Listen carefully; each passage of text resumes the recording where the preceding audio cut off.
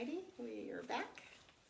This is lesson 2 for May the 5th, Tuesday, May the 5th, also known as what?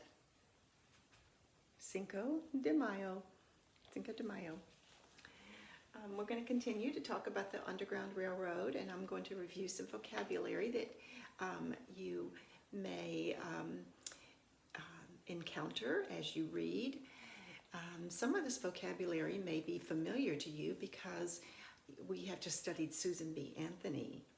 And if you remember, she was an activist for women's rights, but she was also an activist for an end to slavery.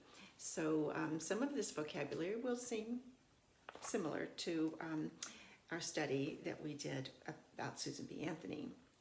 All right, so let's begin with the first word here, and that is abolitionist. I'll step over here. An abolitionist is an anti meaning against, an anti-slavery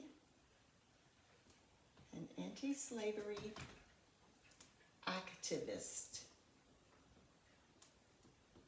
Okay, anti-slavery activist. An activist, is one who is very active in a cause, wants to make a change, and wants to bring a lot of people along with them on this change.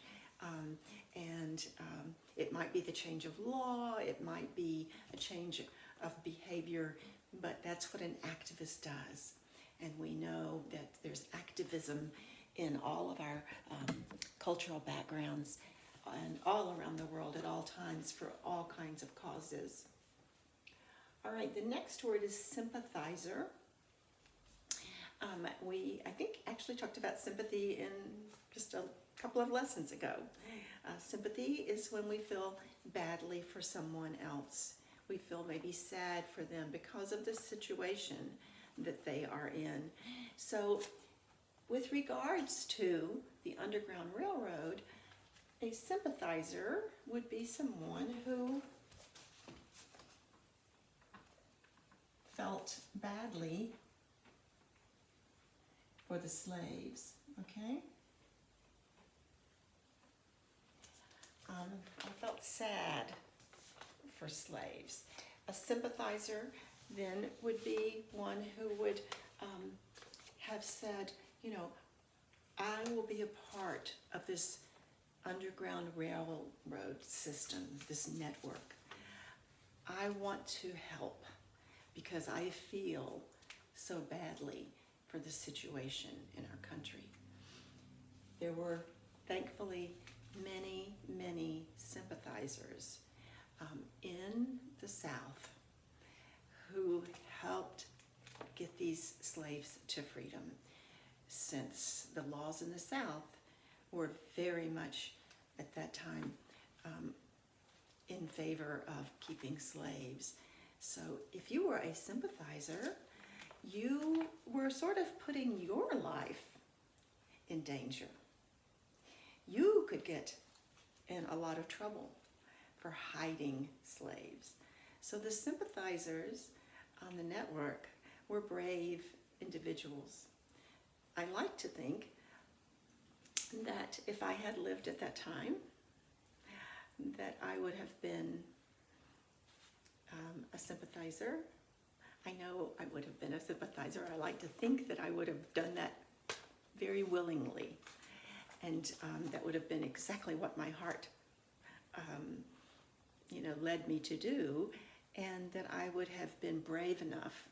I'm not sure that I would have been brave enough, but I hope I would have been brave enough to find a way to help, to hide slaves within my own home and provide them with the things that they needed for their journey to freedom. Our next word is prominent. This may be a new word to you.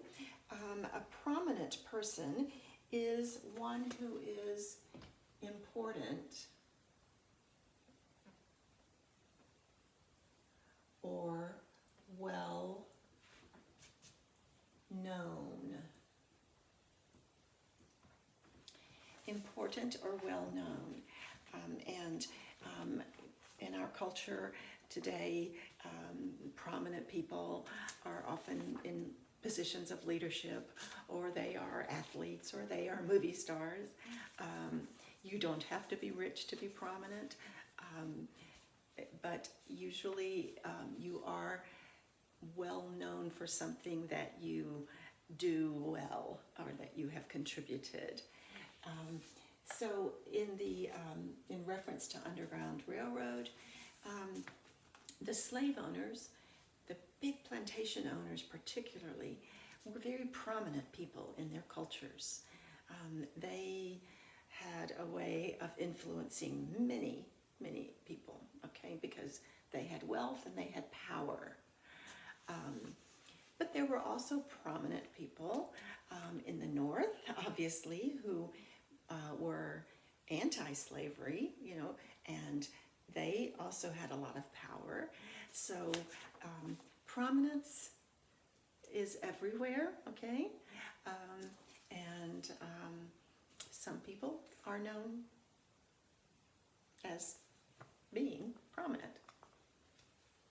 As you read, you'll learn about a couple of prominent figures in the Underground Railroad. Former. This is probably a word that you know, but I want to be sure. And it relates to the past.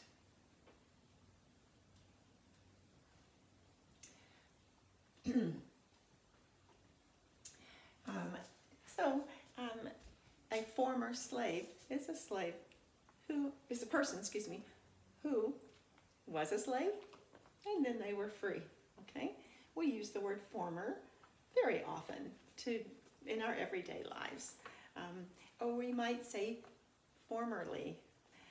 He was formerly a slave.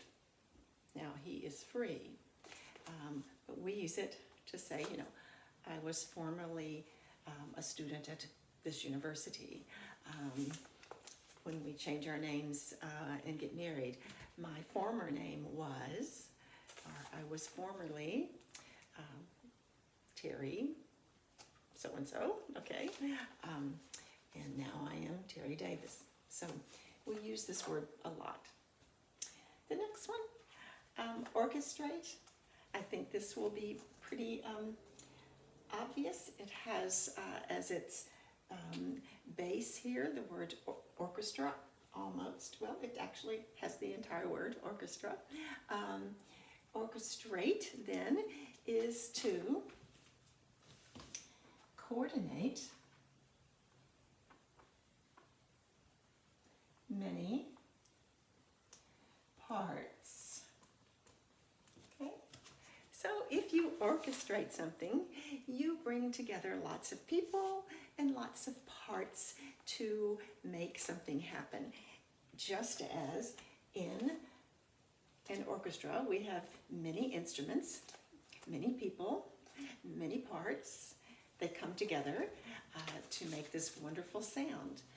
If you were involved in the Underground Railroad, you may have been involved in orchestrating then the journeys for various slaves. And that would include all of the things that you might do to support each particular person's journey.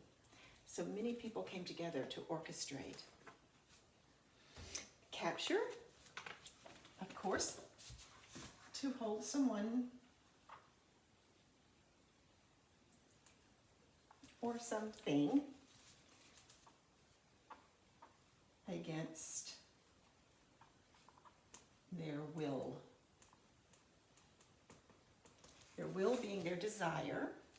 Okay, so holding someone against their will is to capture, okay, that individual, and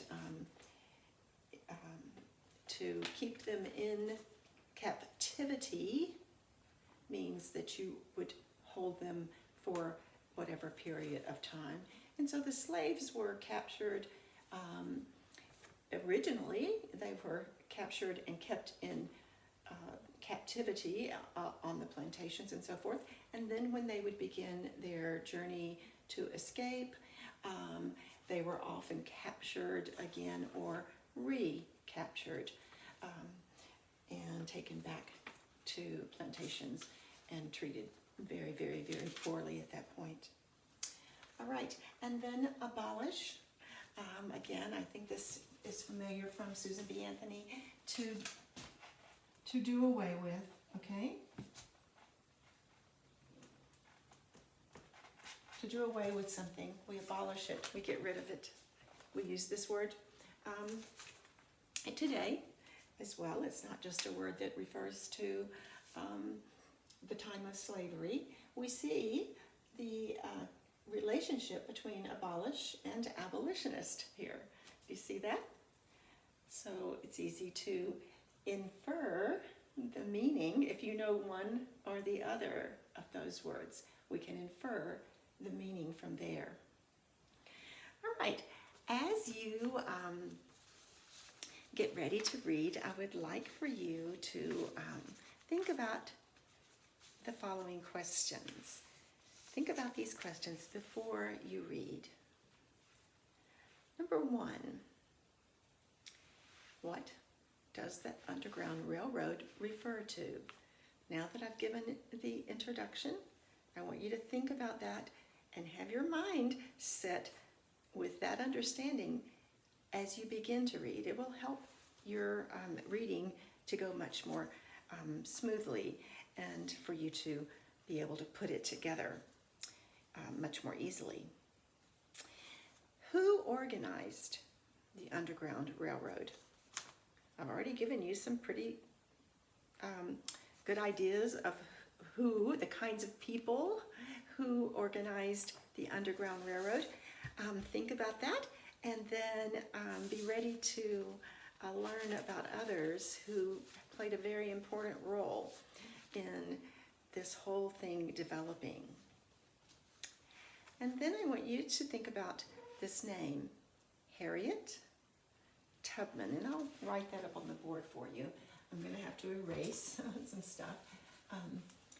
But this is a very important person, prominent, to use that word, okay?